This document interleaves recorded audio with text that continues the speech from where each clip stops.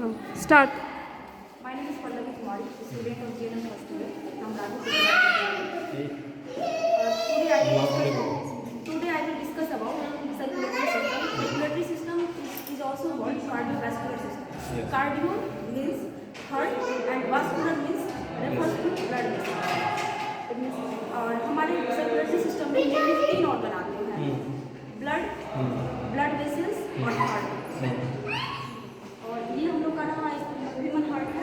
हमारा जो human heart होता है वो 4 चैम्बर का होता है, 2 एट्रिया लेफ्ट और राइट और 2 वेंट्रिकल लेफ्ट और राइट। और ऐसे किसी बर्ड्स में होता है। लोकेटेड कहाँ होता है? वो लोकेटेड होता है सर मीडिया स्टाइलम में, दोनों लंग्स के बीच में जो ये गैप है ये मीडिया स्टाइलम में पाया जाता है।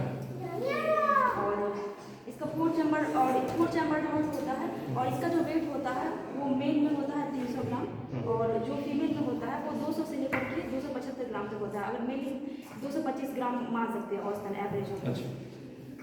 और इसकी सर्कुलेशन को समझाने के लिए पहले ऊपर का chamber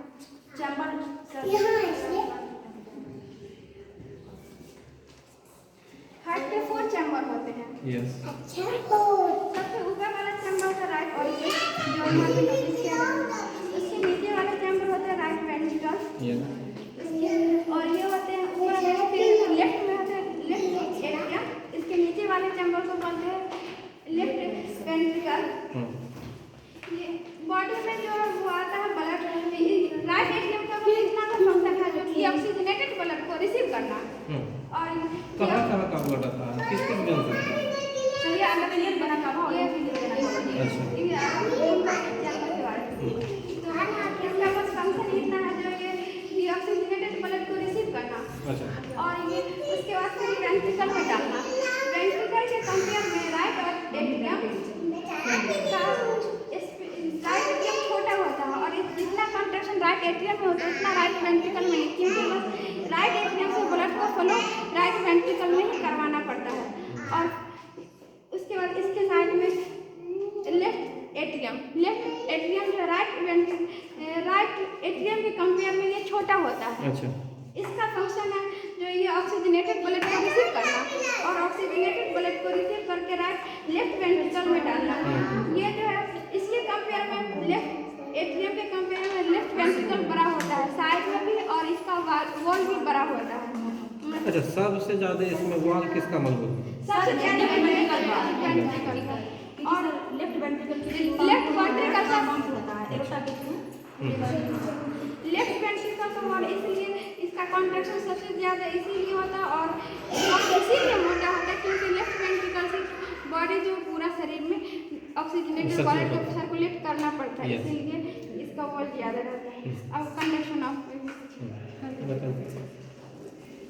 sir conduction of heart में मेनली हम लोगों का ये हार्ट का जो फंक्शन है वो हमारे नर्वस सिस्टम से नहीं भी कंट्रोल हो सकता है क्योंकि सर इसमें एक ऐसे नोड पाया जाता है।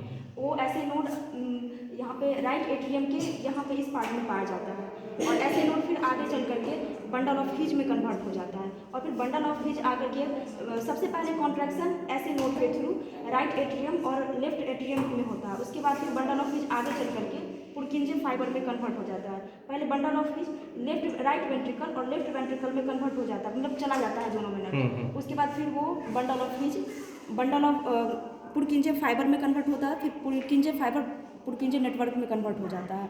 फिर सबसे पहले अगर ब्लड का सर्कुलेशन देखा जाए तो सबसे पहले हमारे बॉडी का अपर पार्ट और दोनों हैंड अपर लिम्ब का वो जो ब्लड है वो impure blood deoxygenated blood superior vena cava के थ्रू राइट एट्रियम में आता है। बॉडी का लोअर लिम्ब और स्टोमक वो सबका पूरा का impure blood inferior vena cava के थ्रू राइट एट्रियम में ही जाता है। तो फिर राइट एट्रियम के ट्राइकस्पिड वाल्व में कॉन्ट्रैक्शन होने से राइट एट्रियम में कॉन्ट्रैक्शन होने से ट्राइकस्पिड वाल्व खुल जाता है।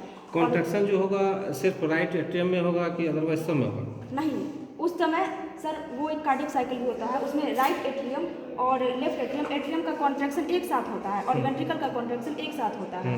तो मैं अभी क्योंकि इम्प्योर ब्लड का सर्कुलेशन समझा रही थी इसलिए मैंने केवल राइट एट्रियम का ही नाम दिया। राइट एट्रियम में कॉन्ट्रैक्शन होगा जिसके थ्रू ट्राइकस्पिड वाल्व खुल जाएगा और उस वाल्व के खुलने से इम्प्योर ब्लड यानी डीऑक्सीजनेटेड ब्लड राइट वेंट्रिकल में आ जाएगा और फिर राइट वेंट्रिकल में फिर से कॉन्ट्रैक्शन होगा जो कि पल्मोनरी वाल्व खुल जाएगा यहाँ से, और पल्मोनरी वाल्व के थ्रू ये लेफ्ट पल्मोनरी आर्टरी जो कि दो होता है, लेफ्ट पल्मोनरी आर्टरी और left pulmonary right pulmonary artery, इसके थ्रू फिर वो लंग्स में जाएगा प्योर होने के लिए, और फिर उसके बाद लंग्स उसको फिर ऑक्सीजन दे करके फिर ऑक्सीजनेट हो करके लंग्स फिर से लेफ्ट पल्मोनरी वेन और राइट पल्मोनरी वेन। ठीक है, तो ये सर लेफ्ट पल्मोनरी आर्टरी और राइट पल्मोनरी आर्टरी ये दो होते हैं, लेकिन सर लेफ्ट पल्मोनरी वेन और राइट पल्मोनरी वेन ये दो होते हैं, 2 to 4 हो गए। इसके थ्रू फिर से आता है लेफ्ट एट्रियम में ब्लड, ऑक्सीजनेटेड ब्लड, और फिर लेफ्ट एट्रियम में, फिर ये लेफ्ट एट्रियम के बाइकस्पिड या फिर इसका एक और नाम है मिट्रल वॉल्व, मिट्रल वॉल्व के थ्रू लेफ्ट एट्रियम में कॉन्ट्रैक्शन होगा, जिसके थ्रू मिट्रल वॉल्व खुल जाएगा और ये आ जाएगा लेफ्ट वेंट्रिकल में, और लेफ्ट वेंट्रिकल में फिर से कॉन्ट्रैक्शन होगा, जिसके थ्रू एर्टा के थ्रू ये पूरे होल बॉडी में ऑर्गन में आ जाएगा। एर्टा के भी सर 3 पार्ट होते हैं, मतलब 3 हैं, इधर एक ब्रैकियोसेफेलिक आर्टरी, और यहाँ पे सर